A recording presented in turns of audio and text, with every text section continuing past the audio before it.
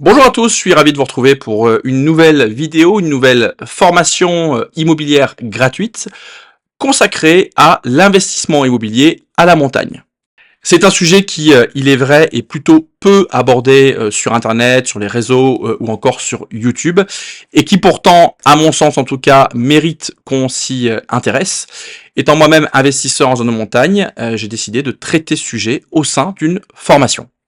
J'ai la chance d'être accompagné sur cette formation par un intervenant de valeur qui interviendra plutôt à la fin de cette formation, où on va aborder des sujets un peu plus techniques. Cet intervenant, c'est Axel Penny. Donc, pour ceux qui me suivent, vous l'avez déjà entendu et je suppose que son expertise sur certains sujets est incontestable et il apporte régulièrement beaucoup de valeur sur ses vidéos.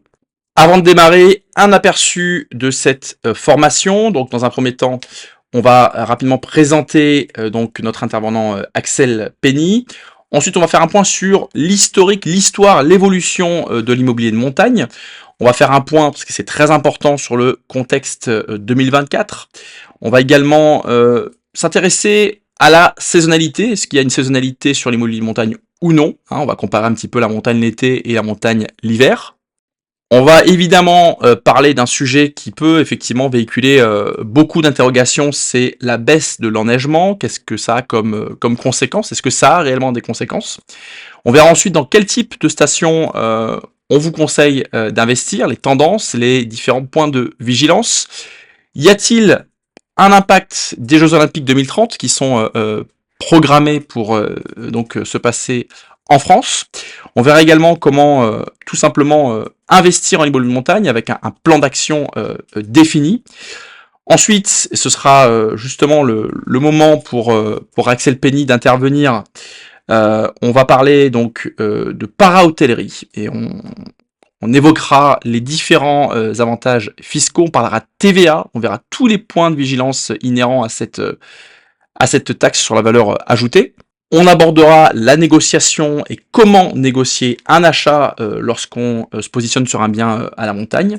On parlera évidemment des activités de marchand de biens et de promotion. Et enfin, on fera une synthèse des différents avantages et inconvénients de ce type d'investissement. Bonjour Axel, eh bien écoute, je te laisse te présenter et puis ensuite je vais poursuivre le début de cette formation sans toi et puis on te retrouvera un peu plus tard. Eh bien, bonjour à toutes et à tous. Merci Salva de cette invitation sur cette formation de l'investissement à la montagne. On s'est déjà présenté, mais je suis Axel Penny. Je suis le cofondateur du cabinet Alpex pour Alpine Excellence Gestion Privée. Et donc, nous sommes situés à Chambéry, en Savoie.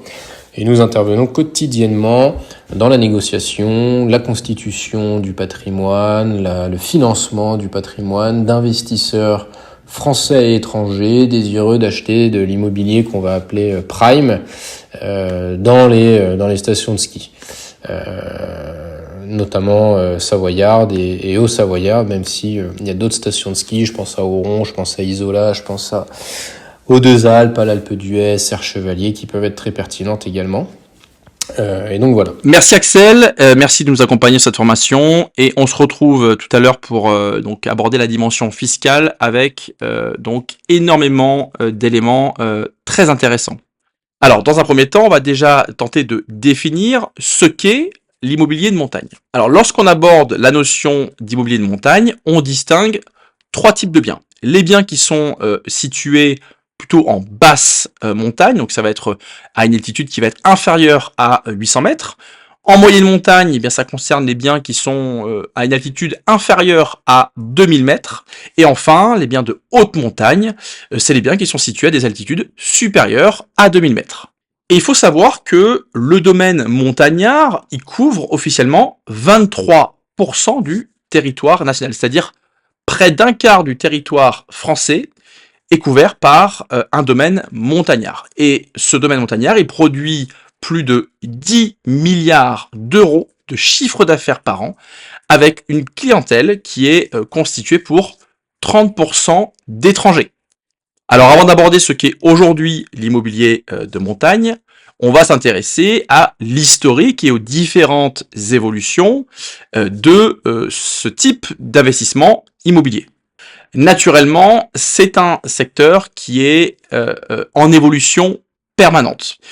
On a aujourd'hui, en 2024, un parc immobilier qui est vieillissant et naturellement, ça génère de nouveaux besoins. Alors pourquoi un parc vieillissant? Parce que il faut bien comprendre une chose, c'est que le gros du parc actuel a été construit dans les années 1960-1970 avec ce qu'on appelle le plan neige, et ce afin de répondre à l'engouement des Français pour les sports d'hiver. Et donc naturellement, aujourd'hui, la plupart de ces grands ensembles d'immeubles collectifs, eh bien, ils sont dégradés en raison de leur âge, en raison également, il faut le dire, d'un entretien insuffisant, d'une location parfois intensive, et également d'une qualité parfois médiocre de la construction et des matériaux qui étaient utilisés à l'époque. Il faut également mentionner que eh bien, les fonctionnements de copropriété qui étaient très développés dans ces grands ensembles immobiliers, eh bien, ils ont également constitué un frein à l'entretien des parties communes. L'ensemble des propriétaires, ils n'arrivaient pas toujours à se mettre en accord pour entreprendre des opérations d'entretien importantes ou de rénovation parce que jugées souvent trop onéreuses pour ce qui constituait généralement eh bien, des résidences secondaires. Et aujourd'hui, ce qu'on peut constater, c'est que parallèlement à ce phénomène, on l'a dit, de vieillissement du parc immobilier, eh bien, les attentes d'une partie des visiteurs, eh bien, elles ont naturellement évolué depuis le début des années 80. Et naturellement, eh bien, ça génère une inadéquation croissante entre ce qui constitue l'offre locative, qui est située dans de grands ensembles immobiliers, et la demande des visiteurs. On l'approfondira un petit peu plus tout à l'heure, mais la clientèle aujourd'hui s'est diversifiée. C'est-à-dire qu'elle ne compte plus seulement que des passionnés du ski ou encore du surf. Elle comprend également maintenant des familles qui souhaitent tout simplement diversifier leurs activités et qui vont attacher une importance plus grande à la qualité et au confort des logements offerts. Et d'autre part, on observe également une présence croissante d'une clientèle étrangère, on l'a dit précédemment, environ 30%, clientèle qui provient notamment du nord de l'Europe. Et c'est une clientèle qui est plus attentive et plus sensible au confort et également à la taille du logement. Donc pour ces raisons, un grand nombre des appartements en copropriété voient leur taux d'occupation chuter parce que délaissés par les candidats à la location. Donc vous l'avez compris, on est face concrètement à un secteur qui est à rénover, c'est-à-dire qu'une rénovation, aujourd'hui une rénovation de l'immobilier de montagne est indispensable et va produire naturellement des conséquences diverses. La première, c'est que naturellement, elle va permettre de garantir l'attractivité des stations de montagne. La seconde, c'est qu'en proposant des biens rénovés, plus confortables, on va pouvoir répondre aux besoins d'une nouvelle clientèle. Et enfin, et c'est un point également très important, en rénovant, en fait, on va limiter le rythme des nouvelles constructions qui se font généralement au détriment des espaces naturels. Et on va naturellement alimenter une source de travaux qui n'est pas délocalisable pour les entreprises. Ce qui va permettre, grâce à la rénovation thermique des bâtiments, de lutter contre le réchauffement climatique. Si maintenant on effectue une analyse un peu plus précise sur le contexte actuel, on se rend compte que, et c'est très intéressant, en dépit du réchauffement climatique et donc on l'a dit de la présence de passoires thermiques, les prix de l'immobilier en montagne, ils ont augmenté en moyenne de 4% en 2023. Alors que dans le même temps, ils ont diminué en moyenne de 0,7% sur l'ensemble du territoire. Alors cette tendance, elle soulève plusieurs interrogations, plusieurs questions sur les motivations réelles des acheteurs à investir dans des biens qui nécessitent des travaux, surtout face à une activité comme le ski qui pourrait se raréfier. À mon sens, il y a deux dimensions importantes dans ce qui peut motiver un acquéreur à investir en immobilier de montagne. C'est évidemment l'émotionnel, et on y reviendra tout à l'heure, et également l'attrait pour de vrais projets de stations qui se réinventent et qui s'adaptent justement à la raréfaction de l'enneigement. Alors il y a souvent des questions qui nous reviennent quand on évoque nos investissements à la montagne, c'est la notion de saisonnalité. Alors, la plupart des stations, aujourd'hui, elles ont une activité en été et en hiver. La plupart des stations, elles ont effectivement démarré leur mutation et elles proposent aujourd'hui de plus en plus d'activités qui sont hors saison d'enneigement. Il y a également des stations qui ne connaissent même pas de réelle baisse d'activité autre que pendant les mois de mai et les mois de novembre. On constate que la montagne attire de plus en plus les Français, également pendant les week-ends et les vacances scolaires, ainsi que, on l'a dit, les touristes étrangers, avec, et c'est une chance pour justement un investisseur, on le verra tout à l'heure, des périodes de vacances qui sont différentes que nos zones ABC pour nous Français. Quelle que soit la saison, on va à la montagne pour la beauté des paysages, pour la qualité de l'air, pour les multiples activités qui sont proposées, et également pour se ressourcer. Il faut savoir qu'aujourd'hui, plus de 30% des vacanciers préfèrent passer leurs vacances estivales à la montagne. Et c'est même très plébiscité par les moins de 40 ans, qui en font d'ailleurs leur destination préférée et qui y voient également la possibilité d'effectuer des activités diverses comme le VTT, la randonnée, le parapente, l'escalade, le rafting ou encore des sports nautiques. On va aborder maintenant un sujet qui est majeur dans notamment les objections qui sont faites par ceux qui ne croient pas à l'investissement à la montagne, c'est la baisse de l'enneigement. Effectivement, on peut constater, alors ça dépend des stations, mais majoritairement une baisse de l'enneigement, même si, là cette année on l'a constaté, les stations ont été enneigées sur une durée bien plus longue que sur des années précédentes. C'est-à-dire qu'il y a des stations qui ont eu de la neige, la possibilité d'y skier, ou en tout cas d'avoir des activités dans la neige, jusqu'à quasiment le début du mois de mai. Et naturellement, face à cette tendance de baisse de l'enneigement, eh bien, les stations de ski eh bien, ont accéléré leur mutation pour proposer, on l'a dit, des activités diverses. C'est-à-dire qu'aujourd'hui, ces stations sont équipées pour proposer des activités de sport intérieur. Elles sont également équipées pour proposer des activités extérieures. On a également des stations qui vont proposer des activités nautiques ou encore des activités de bien-être, comme par exemple le spa. C'est-à-dire que maintenant, aujourd'hui, les infrastructures existent. On a des hôtels également qui proposent justement des équipements type salle de sport ou salle de bien-être, de massage, spa, etc. Ce qui n'existait pas préalablement. Aujourd'hui, on ne va plus en station de sport d'hiver seulement pour skier. Et il y a d'ailleurs un chiffre qui corrobore cela, c'est que à ce jour, seulement 40% des clients qui fréquentent des stations de sport d'hiver font du ski. Pour ceux qui s'en souviennent, une période récente, la période Covid, malgré la fermeture des pistes, les stations étaient fréquentées. Et sans faire de mauvais jeu de mots, les sports d'hiver aujourd'hui sont divers. On a des nouvelles activités qui sont sportives, culturelles, culinaires, on l'a dit.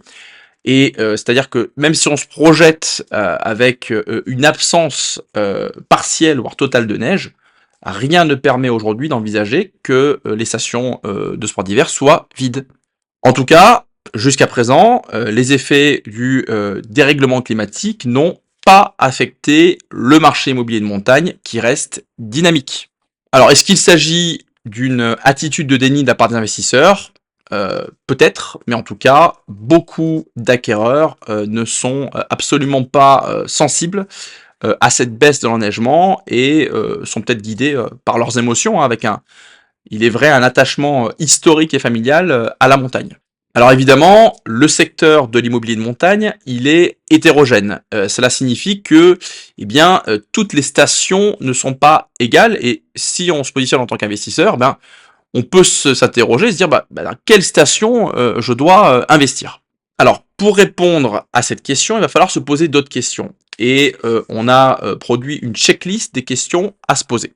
Déjà, il faut se demander quel est l'objectif de l'achat. Est-ce qu'il s'agit d'une résidence secondaire, d'une résidence principale? Pourquoi pas, et ça se fait de plus en plus. Est-ce qu'il s'agit d'un investissement locatif? Est-ce qu'on souhaite investir pour faire de la défiscalisation? Est-ce qu'on est dans un projet d'achat-revente, etc.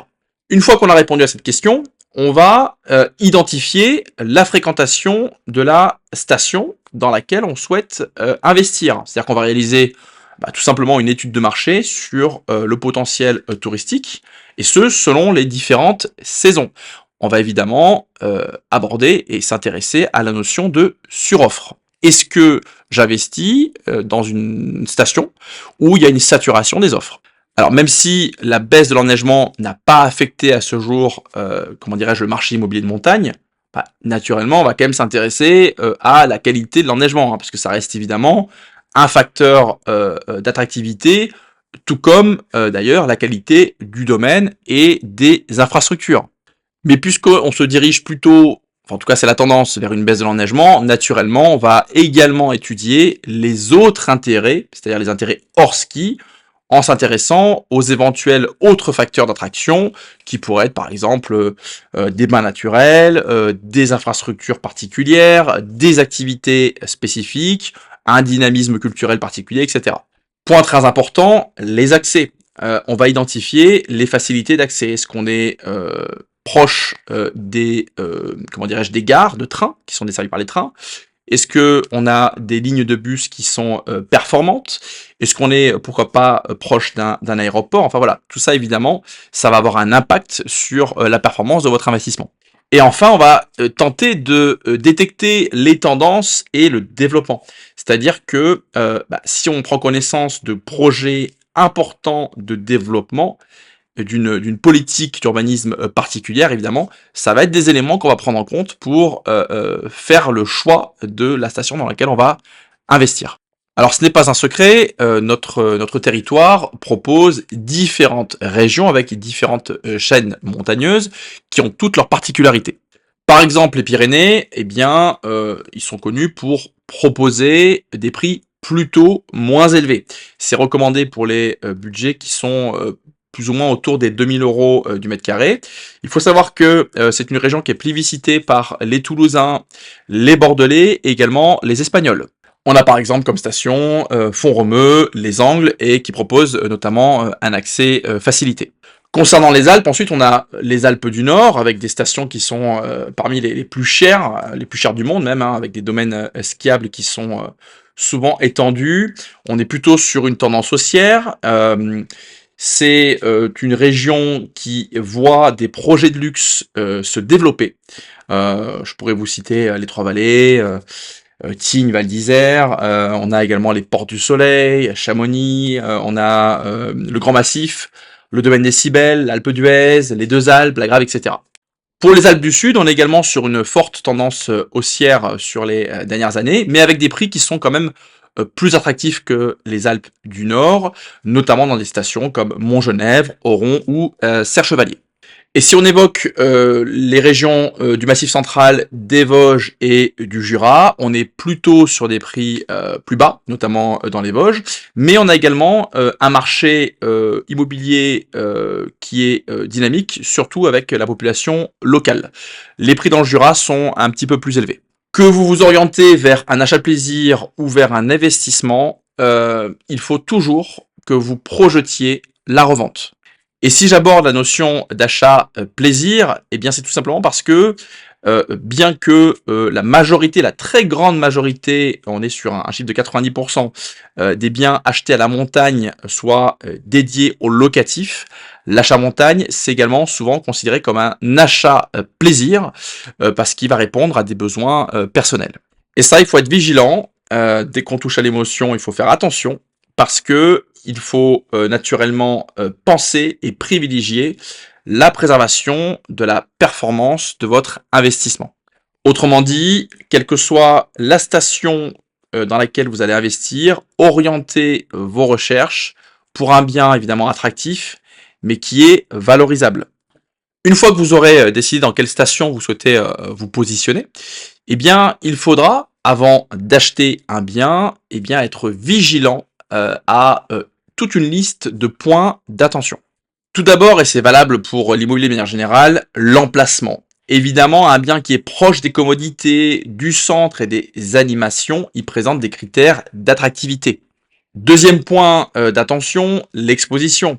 Il faut savoir que les expositions les plus recherchées en station, généralement, c'est les expositions sud-sud-ouest. Les vues dégagées évidemment et la luminosité des appartements qui sont lumineux sont très appréciés. Troisième point d'attention, et c'est un point qui est très important, c'est les facilités de stationnement. Il faut être vigilant à vous assurer que votre logement, il est proche des stationnements. L'idéal évidemment, c'est de proposer un stationnement avec le logement que vous proposez à vos locataires. Naturellement, la distance des remontées mécaniques va avoir un impact sur votre prix de location. Plus vous serez proche des remontées ou des navettes pour atteindre les remontées, et plus votre bien sera attractif. Point très important également, les charges. Les charges de copropriété, elles vont impacter le rendement de votre investissement locatif. Si par exemple vous avez un chauffage collectif, soyez vigilant. Si le chauffage est individuel, eh bien assurez-vous d'un mode de chauffage économe. Dernier point de vigilance, les DPE. Vous l'avez compris, aujourd'hui ils font nécessairement partie des données fondamentales à prendre en compte. Avant d'aborder comment vous allez investir en montagne, on va évoquer l'effet des Jeux Olympiques 2030. Alors, si rien à ce jour n'est définitif, plusieurs stations devraient néanmoins être concernées par des épreuves des Jeux Olympiques d'hiver 2030. Vous avez à l'écran une carte avec les épreuves qui sont prévues et les stations qui sont censées accueillir ces activités. Et évidemment, cette programmation, si elle est confirmée, aura un impact sur l'immobilier de montagne, notamment pour les stations qui sont concernées par des épreuves. Et les principaux effets positifs des JO pour une station, eh bien, c'est naturellement l'augmentation de l'attractivité de la station, puisque ça va générer du dynamisme. Pour pouvoir accueillir eh bien, certaines épreuves, eh bien, naturellement, les stations vont améliorer ou vont même créer des remontées mécaniques. Les infrastructures vont être également modernisées. Les accès, les routes, les transports, l'environnement, eh bien, tout ça va être revu pour être naturellement à la hauteur de l'événement. Et ça entraîne naturellement une valorisation de la station et par conséquent une augmentation des prix immobiliers. Si on aborde la performance locative des des biens qui sont situés dans les stations qui vont accueillir les jeux, évidemment, inutile de vous dire que les performances locatives vont exploser et on peut s'en rendre compte aujourd'hui avec la location courte durée à Paris pour les JO. On voit que les prix sont vraiment très très importants et ont totalement explosé. Aujourd'hui, on est en 2024, les JO donc d'hiver seront en 2030, donc on est 6 ans avant donc ces Jeux Olympiques.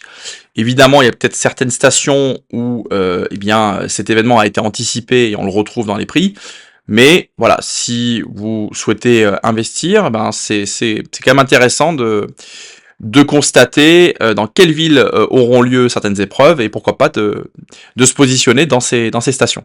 Donc si on résume cette première partie de formation, si on devait définir les différentes étapes pour un investissement à la montagne, eh bien en premier lieu, il s'agira d'identifier le type d'investissement qui est recherché, on l'a dit tout à l'heure, résidence principale, résidence secondaire, locatif, achat-revente, etc.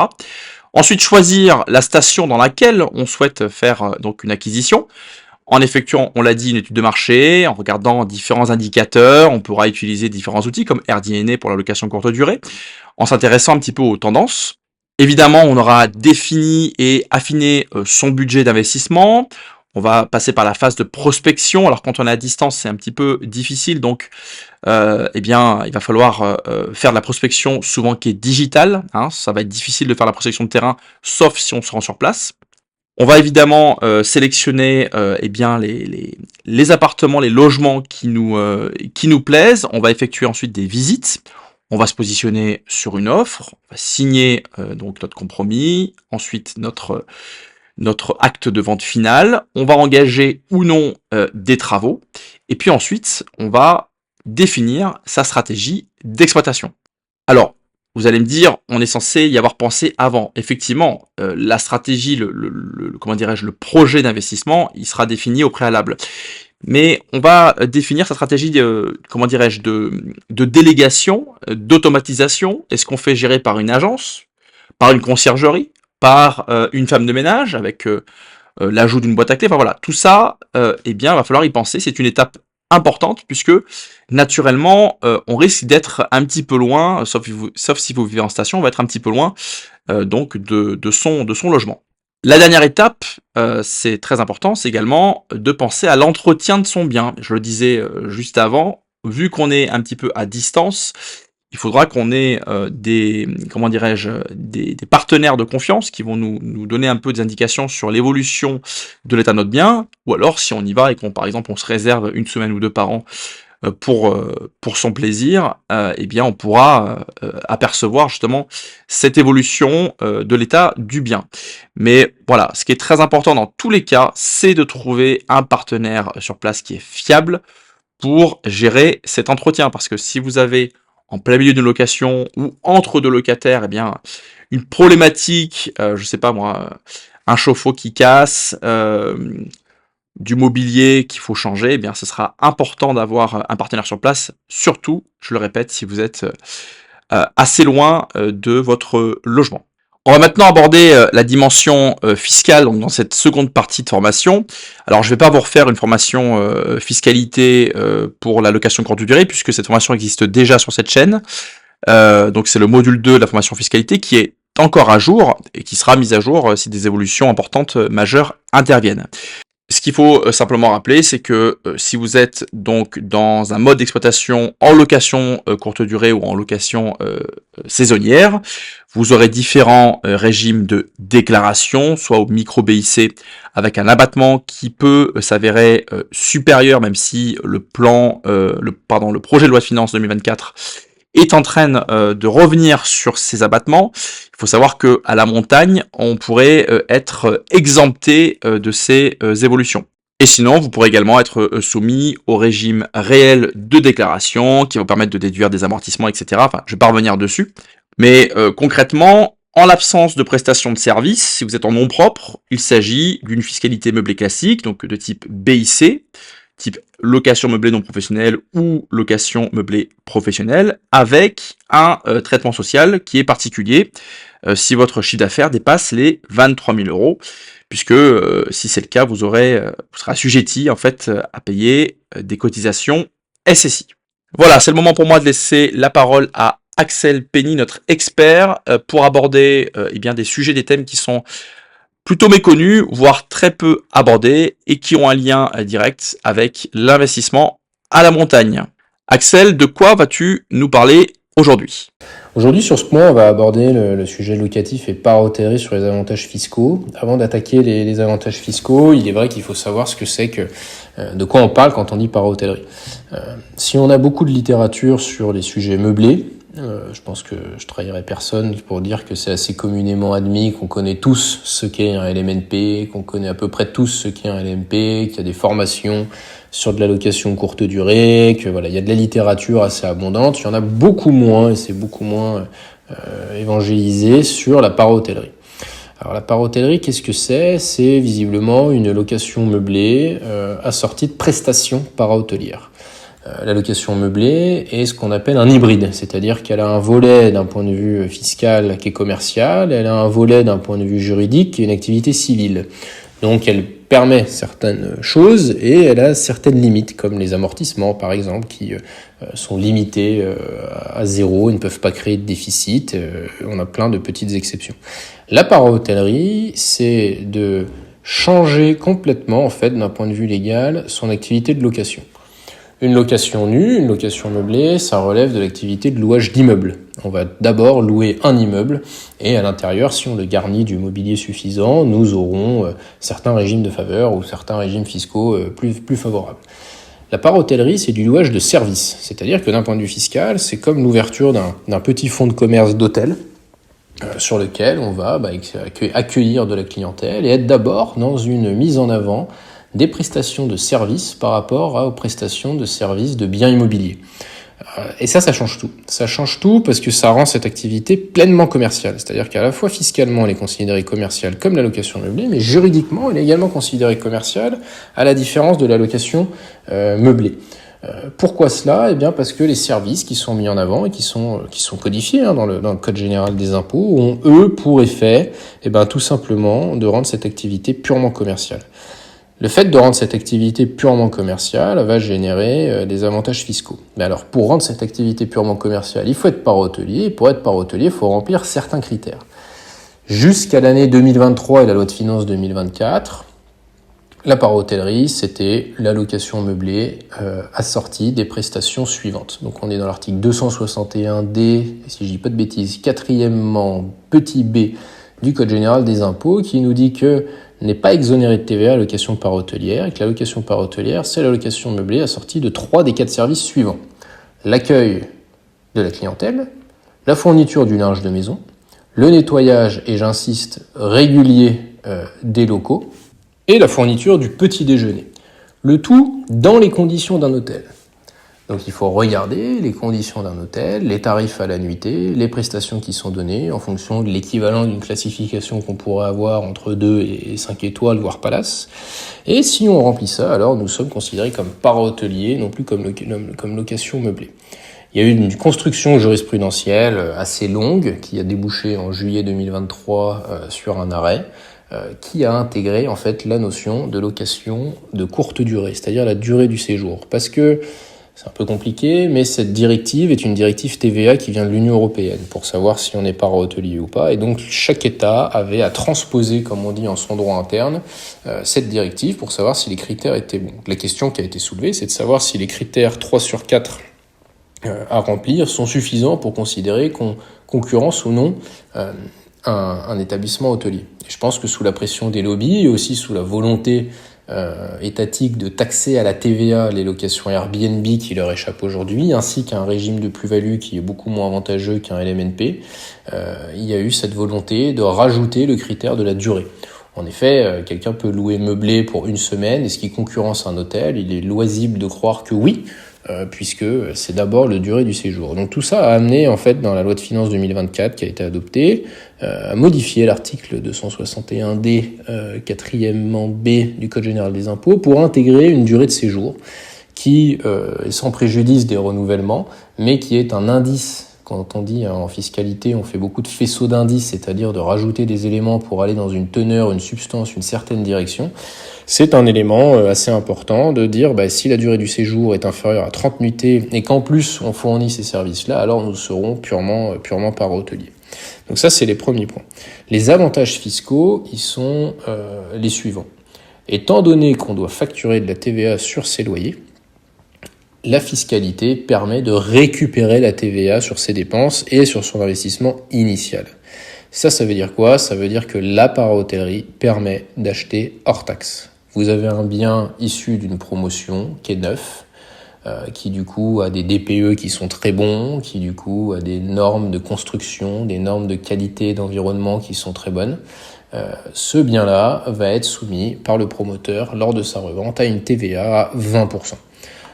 Je vous prends un exemple simple, si c'est 1 million hors taxe, ça fera 1,2 million TTC, et donc soit vous décidez de ne pas louer, que ce soit une vraie résidence secondaire, et vous devrez payer 1,2 million TTC au promoteur, qui lui reversera ces 200 000 euros aux impôts, et qui en contrepartie lui récupérera sa TVA sur ses travaux, ou vous avez le choix de dire, ce bien immobilier, je vais l'affecter par voie de bail, avec une clause recette, ou par voie de mandat de gestion, ou par voie d'exploitation directement faite par le propriétaire, à une activité para-hôtelière. Et cette activité para-hôtelière étant elle-même ce qu'on appelle assujettie à TVA, c'est-à-dire qu'elle va vous permettre, elle va vous autoriser, elle va même vous imposer de facturer de la TVA sur vos loyers, elle va vous permettre de récupérer la TVA sur votre investissement. Et donc dans mon exemple, vous ne paieriez effectivement que 1 million d'euros. Alors ça ne veut pas dire que vous ne paierez pas la TVA, ça veut dire que vous l'avancerez au promoteur et vous ferez une demande de remboursement via votre comptable des 200 000 euros qui vous seront remboursés évidemment si les critères sont remplis, c'est-à-dire que vous exploitez bien, vous allez bien affecter ce bien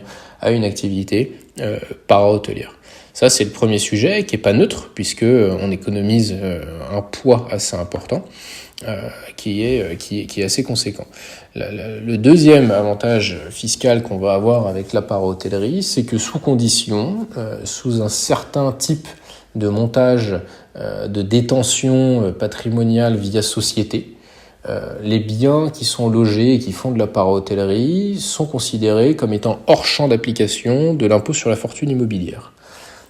Pour faire simple, les biens qui sont à l'actif d'une société et qui ont une activité para-hôtelière sont considérés comme des immobiliers affectés à l'activité opérationnelle de la société, c'est-à-dire des immobiliers utiles et nécessaires à l'accomplissement de l'objet social de la société, et donc qu'il y ait une valeur nette brute supérieure à 1 300 000 euros, qu'il y ait du prêt, qu'il n'y ait pas de prêt, qu'il y ait du passif, pas de passif, que ce soit du passif de compte courant qui est largement contestable en déductibilité, ou du passif bancaire qui, lui, n'est pas contestable, ou qu'il n'y ait pas du tout de passif, qu'on ait fait un achat cash.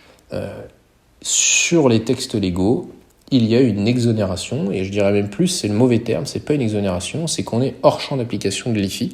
Et ça se retrouve dans l'article 965 du Code général des impôts, qui lui vient nous dire quel est le champ d'application de l'IFI, c'est-à-dire quels immeubles sont concernés par l'IFI. Et ensuite, si on est concerné, on a des régimes d'exonération, comme le meublé professionnel peut avoir des régimes d'exonération, mais il n'est pas hors champ d'application.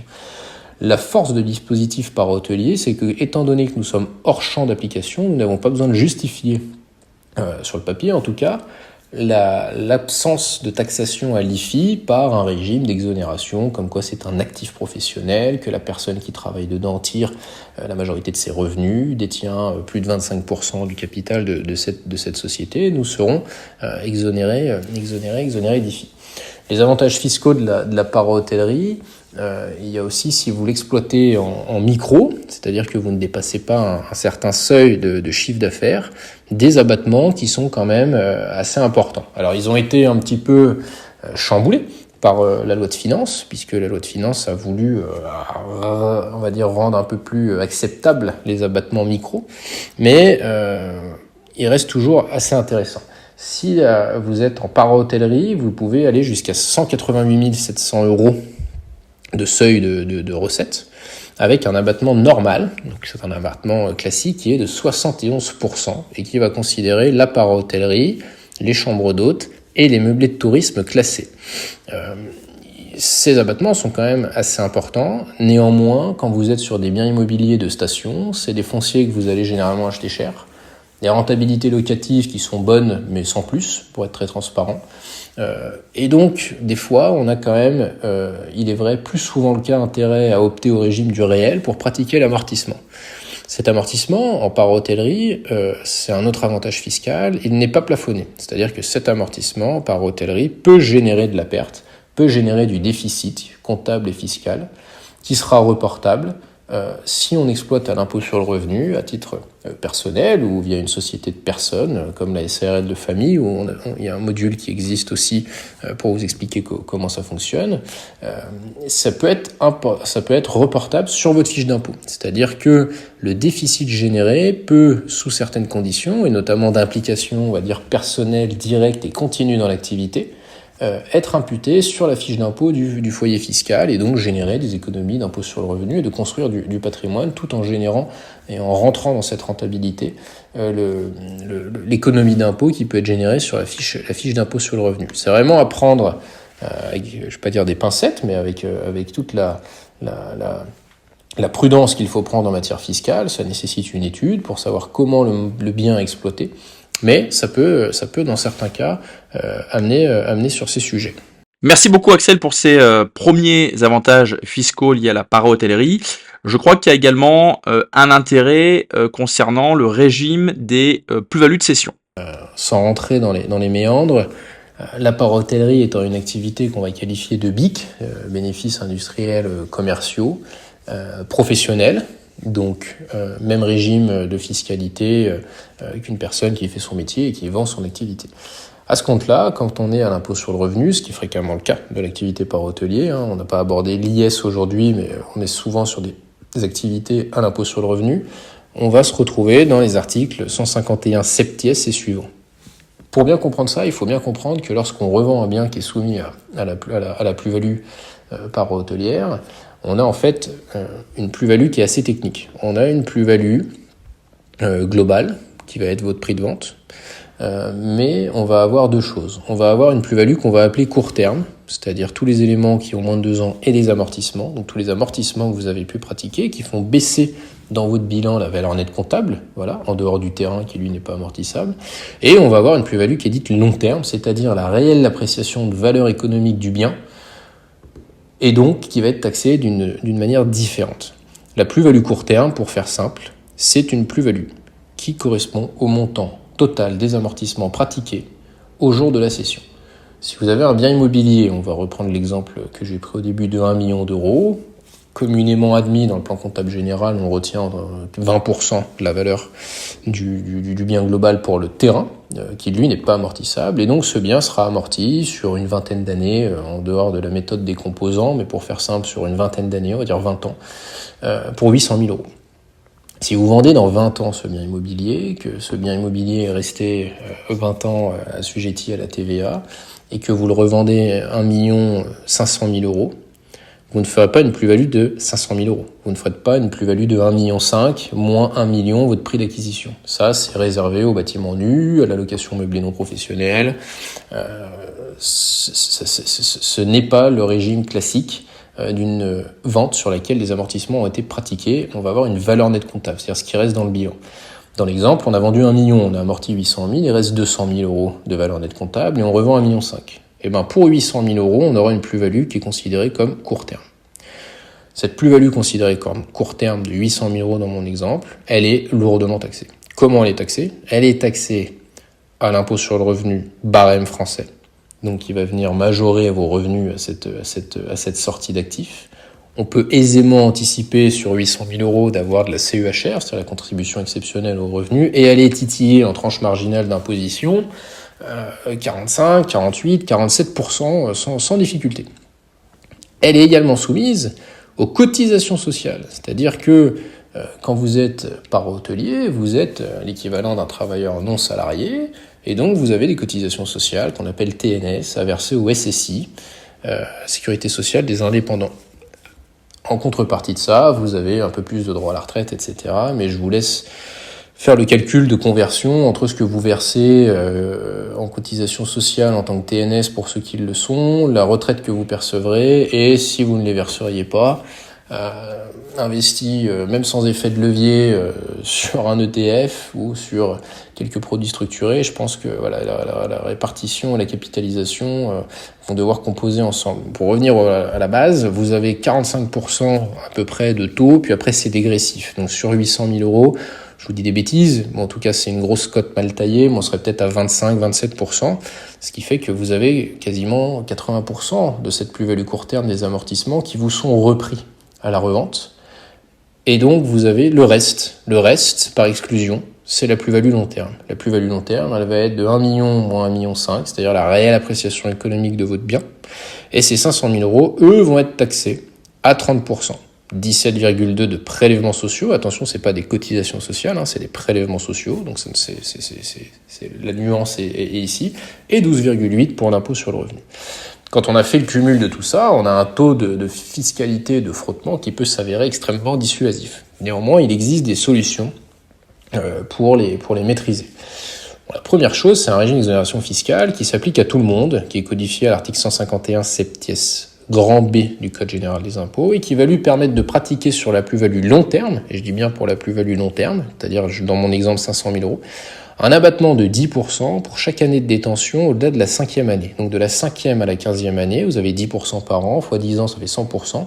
Ce qui fait que là, dans mon exemple, on vendait au bout de 20 ans, et les 500 000 euros dont je vous parlais n'auraient pas été taxés, puisque nous aurions été tout simplement sur une exonération totale de l'article 151 septies B, qui lui n'impose pas une activité, une application personnelle. Néanmoins, sur la plus-value court terme, il faut bénéficier d'un régime de faveur d'exonération de la fiscalité, qui est à l'article 151 septies. Et lui, il prévoit une exonération totale des plus-values. Alors vous me direz, c'est super.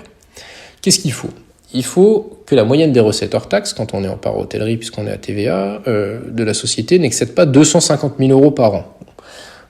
Même si on prend un taux de rendement à 10%, ça fait quand même un patrimoine qui est déjà très costaud, donc ça devrait aller. L'activité de part hôtellerie, toutefois, doit avoir été exercée à titre professionnel pendant 5 ans au moins.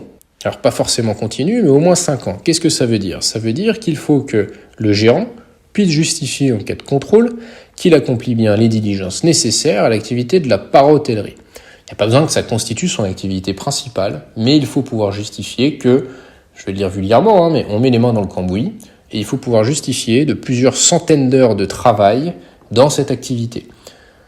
Là-dessus, c'est un faisceau d'indices, donc ça peut être la gestion des réservations, avoir un site internet, gérer les arts, gérer les acomptes, gérer les prestataires, gérer les accueils, les entrées, les sorties, les ménages, gérer l'administratif, gérer les taxes foncières, gérer la comptabilité, gérer la saisie, gérer les aléas, les menus travaux, voilà, tout ce qu'on peut imaginer en gestion d'un bien immobilier.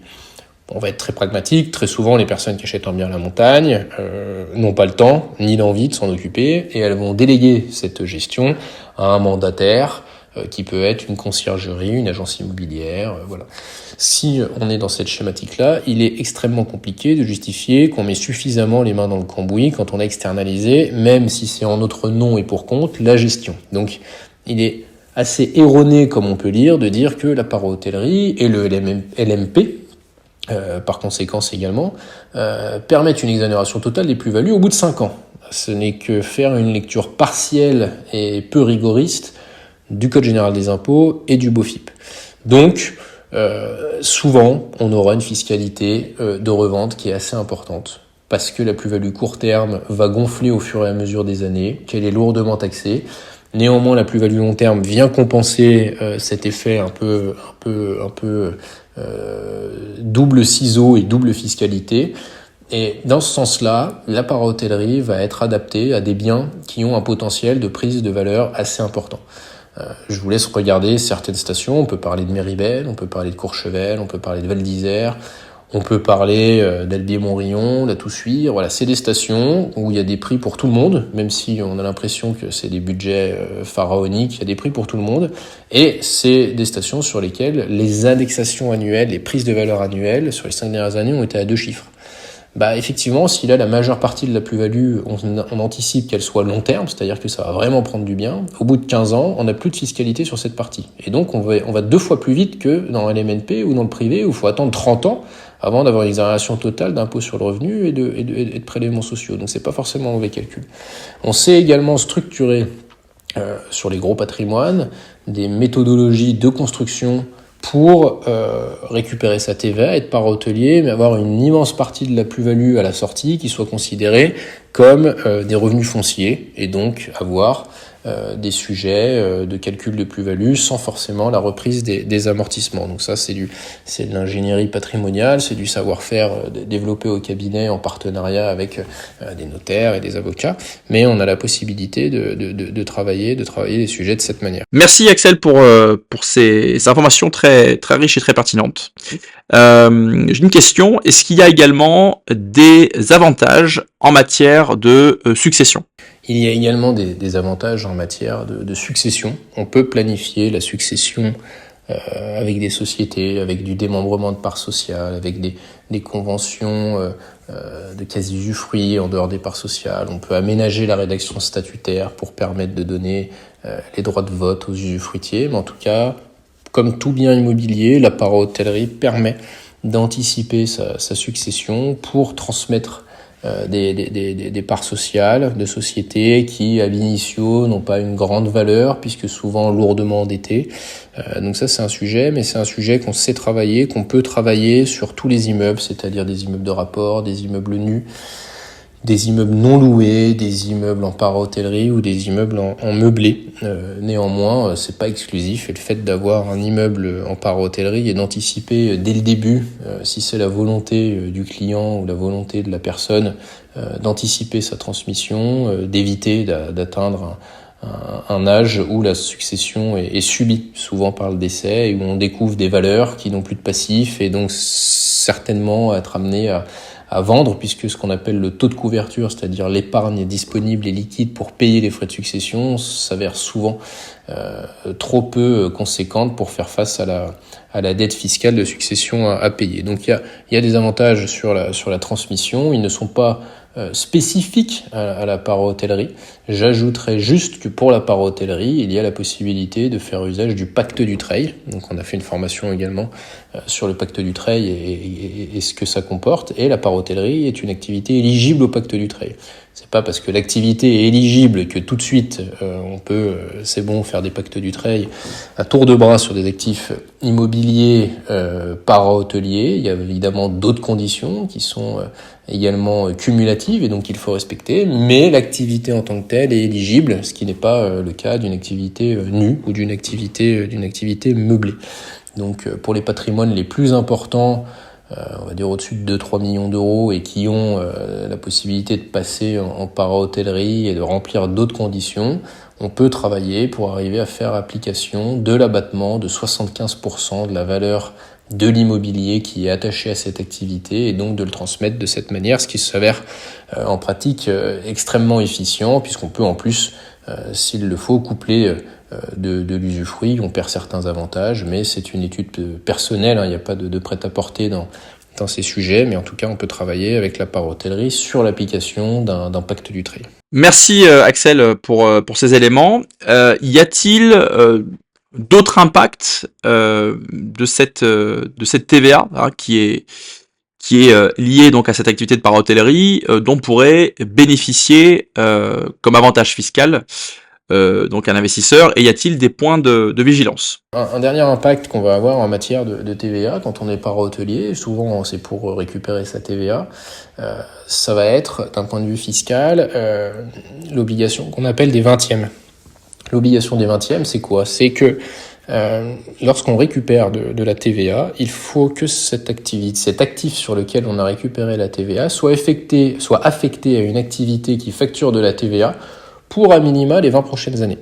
Donc, si vous sortez de manière anticipée, pour n'importe quelle raison, vente, si vous vendez ce bien sur lequel vous avez récupéré la TVA en tant que para-hôtelier la 7e année à quelqu'un qui, lui, veut en faire sa résidence principale, par exemple, il y aura 13/20, c'est-à-dire que vous avez fait 7 ans sur 20 ans, il y aura 13/20 du montant de la TVA initialement déduite à l'achat du chalet, de l'appartement, de la propriété, à reverser aux finances publiques.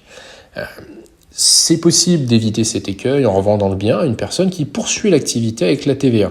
Et alors, dans l'acte notarié, on va avoir le transfert de l'obligation des 20e, souvent dans un régime qui est considéré comme on l'appelle la dispense de TVA. Il est codifié à l'article 257 bis du Code général des impôts. Et donc, cette personne va reprendre votre engagement. Mais c'est souvent de la négociation, parce qu'elle reprend votre engagement, donc elle va reprendre la responsabilité d'une gestion passée dont elle n'était pas la propriétaire. Donc, il faut que ce soit très clean. Il y a un audit d'acquisition qui est quand même assez important. Et il y a aussi des contreparties un peu négative dans l'occupation privative. L'occupation privative d'un bien sous para-hôtellerie, elle est limitée, c'est-à-dire qu'on va accepter, même si on n'a pas de règles, que de 1/3 à 1/4 de l'activité saisonnière, donc un petit peu l'été, beaucoup l'hiver, ça dépend des stations, ça dépend des périodes d'ouverture, des saisons, en fonction de là où le bien est situé, vous puissiez occuper privativement ce bien, sans dépasser évidemment les 30 jours. Et cette occupation doit donner lieu à une rémunération, c'est-à-dire que vous devez en fait vous payer à vous-même, à votre structure. De toute façon, dans tous les cas, vous aurez à minima une entreprise individuelle pour récupérer la TVA. Et donc, vous devrez vous verser un loyer qui doit correspondre à un loyer de prix de marché et sans avoir une occupation privative trop importante, puisque je rappelle que la para-hôtellerie, comme je vous le disais en introduction, c'est évidemment de concurrencer un hôtel. Et même si des exceptions existent toujours, un hôtel n'a pas pour objet d'accueillir des personnes qui résident de manière permanente. C'est une clientèle qui a vocation à être de passage, la destination est d'être de passage. Et donc, il faut qu'on puisse justifier en cas de contrôle que quand vous venez de passage et vous payez votre loyer à un prix de marché. Il faut toujours se mettre en question et se dire, mais si j'allais voir un hôtelier et que je lui disais, je veux venir 6 mois, est-ce qu'il me dirait oui? Peut-être, mais c'est pas l'objet. On irait peut-être plus chercher un bail courte durée. Et si je vais voir un hôtelier en lui disant, je veux venir la semaine de Noël, Nouvel An, est-ce que vous pouvez me faire 50% de réduction? Il vous dira non.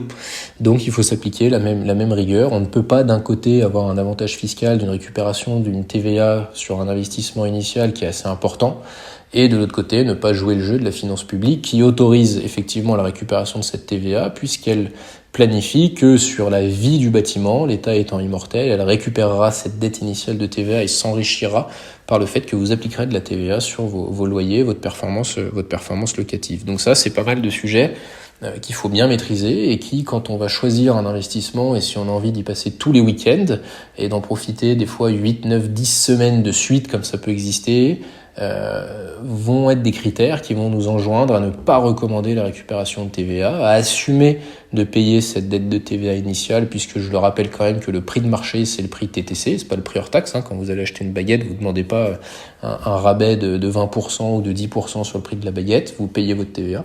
Et donc, c'est le prix de marché de l'immobilier, c'est un prix TTC, c'est pas un prix hors taxe.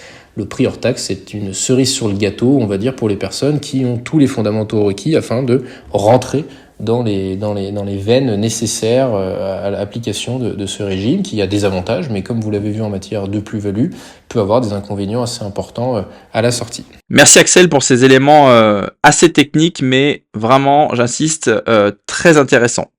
Est-ce que pour conclure ton intervention, on pourrait évoquer la façon dont tu conçois la négociation des lots à l'achat ? Alors effectivement, comment négocier ces lots dans les cadres de revente ou de rachat ? Il y a plusieurs sujets qui se mettent en place dans cette thématique. On va dire que le premier, c'est principalement la négo liée sur les futurs travaux qui vont arriver dans la copro. Si vous êtes sur des copros un petit peu vieillissantes, ou si vous êtes sur des appartements qui effectivement sont dans des copros qui vont avoir à être mis au goût du jour d'un point de vue notamment rénovation énergétique, on sait qu'il y a toujours et aujourd'hui encore un lobbying assez fort qui fait que normalement ces locations montagne resteraient non concernées par les obligations de mise à niveau des DPE pour maintenir la mise en place d'un scénario locatif, parce qu'on est sur la location courte durée, parce qu'on a visiblement exclu de manière certaine pour les prochains temps la location sur des zones de montagne, mais on se fait aucune illusion. L'un des deux gros postes polluants des vacances à la montagne sont le transport des personnes pour venir sur site et ensuite la qualité assez mauvaise des vieilles copropriétés qui datent des années 60, 70, qu'on appelle chez nous les paquebots, donc c'est ces grandes barres où on entasse les gens dans des surfaces assez petites où les gens à l'époque allaient au ski. Principalement, les mentalités changent et donc aujourd'hui flécher la négo sur ces points de vue-là, c'est pas idiot et ça se fait de plus en plus. Donc, on a vu par exemple sur Tignes où des appartements étaient proposés, disons à 400 000 euros pour 38 mètres carrés. Et on arrive en négociation aux propriétaires à leur faire baisser de 1000 à 1500 euros du mètre, parce que c'est des travaux qui sont anticipés par la copro, de rénovation, d'isolation par l'extérieur, de changement d'éléments qui permettent d'améliorer les notes et de se certifier la possibilité de continuer à louer pour au moins la période de prêt. Donc ça, c'est pas inintéressant de travailler sur ces sujets, notamment dans l'ancien. Ensuite, les sujets qui sont assez intéressants, c'est les sujets de réunification d'appartements. Vous prenez des communes, notamment je pense à Val Thorens, qui a d'innombrables petites surfaces, c'est-à-dire qu'à l'époque on faisait des immeubles en CTRL-C, CTRL-V, et qu'on faisait en gros un lot de 20 mètres carrés, 25 mètres carrés, et un lot de 35-40 mètres carrés. Et on faisait CTRL-C, CTRL-V, on déroulait, et puis on faisait notre plan architectural de la commune comme ça. Ça faisait sens à l'époque, puisqu'à l'époque, les gens étaient au ski à 8h, rentraient à 20h, et c'était des dortoirs. Aujourd'hui, la clientèle veut autre chose. Les personnes qui achètent, qui louent, viennent au ski, mais viennent aussi profiter de la montagne, profiter des espaces aquatiques qui ont été construits, de profiter de la vie nocturne, de profiter on va dire de la vie et pas seulement du ski. Et donc, les destinations de montagne font partie des rares destinations où plus le bâtiment est grand, plus le lot en vente est grand, plus ça coûte cher. Prenez des communes comme Val Thorens, il est vrai que au prix au mètre carré, ça coûte plus cher d'acheter 150 mètres carrés, si ça existe, parce que c'est en plus très rare, que d'acheter 40 mètres carrés. Mais déjà un 80-90 mètres carrés, ça prend de la valeur. Donc le fait de travailler sur des appartements qui sont côte à côte, de les acheter, de pouvoir les réunir, c'est des travaux qui sont assez lourds. Ça se négocie amplement dans le tarif, et puis avec les autorisations de copro, les études de FESA, les bureaux d'études et autres. Mais si vous y arrivez, effectivement, vous allez valoriser beaucoup plus fortement les mètres carrés que vous avez, plutôt que d'avoir deux lots indépendants de 30 mètres carrés chacun. Un seul lot de 60 mètres carrés sera beaucoup plus valorisé. Et puis après, il y a des sujets sur la négociation, on va dire, qui sont purement fiscaux. Alors, on va essayer de pas noyer l'auditoire. Mais si vous avez quelqu'un qui a récupéré sa TVA et qui souhaite le revendre, eh ben, il faut être extrêmement vigilant dans ces choses, dans ces négociations-là. Il faut être extrêmement vigilant dans la manière dont a été exploité le bien et ce qui a permis de récupérer la TVA, c'est-à-dire la location par hôtelière. Cette location par hôtelière doit avoir été faite de manière réelle, elle ne doit pas avoir été fictive, elle ne doit pas avoir été faite à des prix qui font que ce n'est jamais loué. Donc voilà, il faut avoir joué le jeu de la récupération de la TVA, comme on discutait, c'est 20% du prix initial qui a pu être récupéré. En contrepartie, les finances publiques et la loi imposent aux preneurs, enfin aux propriétaires et à la mise en location, d'être réalisés de manière effective dans un schéma qui concurrence l'hôtellerie. La problématique, c'est que si vous voulez continuer à louer en para-hôtellerie, eh ben vous allez en fait récupérer cet engagement, c'est-à-dire que vous allez être tenu responsable de la gestion passée, et donc si cette gestion passée s'avère erronée, s'avère fictive, la location s'avère fictive, et ben c'est vous, en tant que nouveau propriétaire, qui allez reprendre les engagements du propriétaire initial, et donc c'est vous qui allez potentiellement être responsable du remboursement du crédit de TVA initial. Donc on va pas rentrer dans les arcanes de la fiscalité, mais quand on est sur un schéma où on rachète après quelqu'un qui a eu un lot sur lequel il a récupéré sa TVA et qui aujourd'hui revend, eh ben, il faut obligatoirement faire un audit. Ça coûte un petit peu de frais de conseil, on est d'accord, mais ça peut éviter de grands ennuis. Et surtout, ça certifie l'acquisition d'un point de vue réglementaire. Donc ça, c'est des choses qu'on pratique énormément au cabinet sur les budgets d'acquisition, on va dire au-dessus du million d'euros. Et puis la deuxième chose qui est très importante, c'est la manière dont vous rédigez votre offre, que vous soyez côté vendeur ou côté acquéreur. Si vous rédigez une offre dans un schéma de TVA, il faut faire extrêmement attention.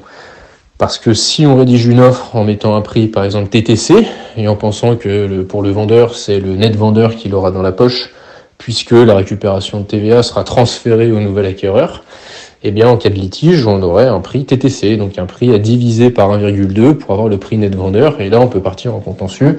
Au-delà de la responsabilité des rédacteurs d'offres que peuvent être les agences immobilières, il y a un vrai process à respecter et beaucoup de choses à mettre en place, à être vigilant. Donc c'est un investissement, et notamment sur des rachats qui peuvent être très pertinents, parce qu'il y a des opportunités qui se sont créées.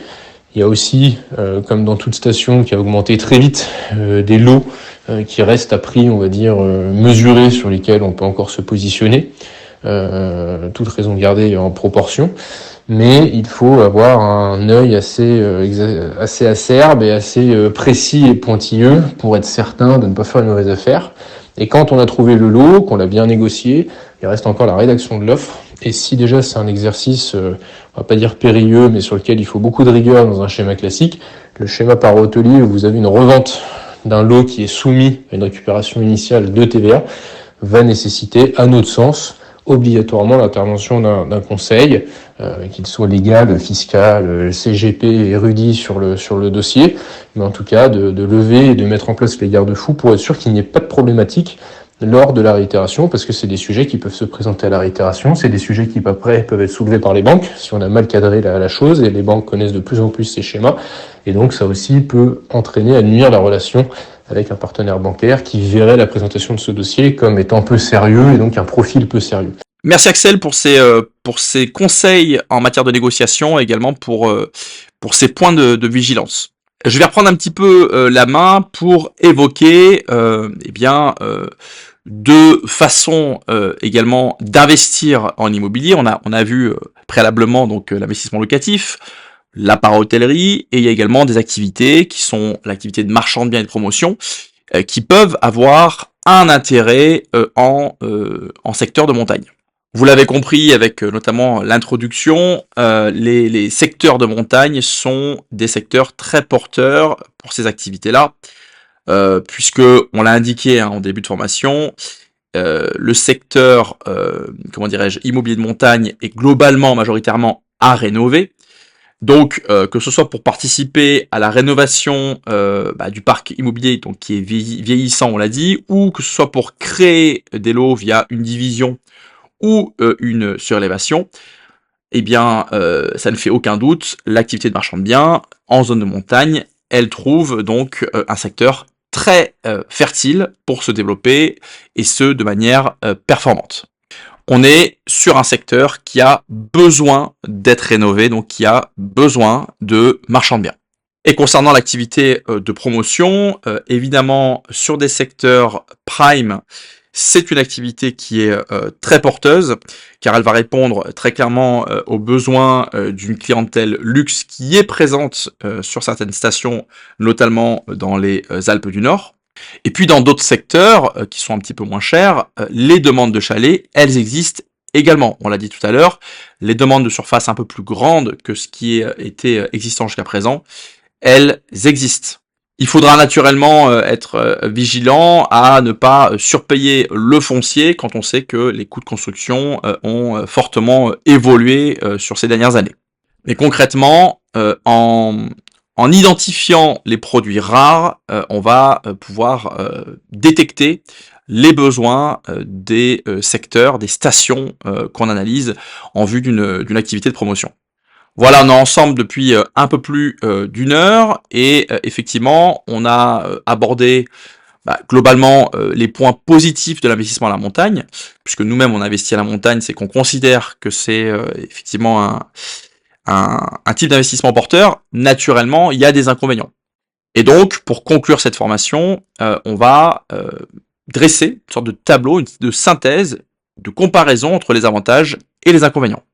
En avantage, évidemment, on l'a dit, c'est un secteur qui se valorise, on parvient à avoir des rendements qui sont performants avec donc la location saisonnière. On a des stations qui sont en train de se réinventer. On a une fiscalité, on l'a vu avec Axel, qui est plutôt souple.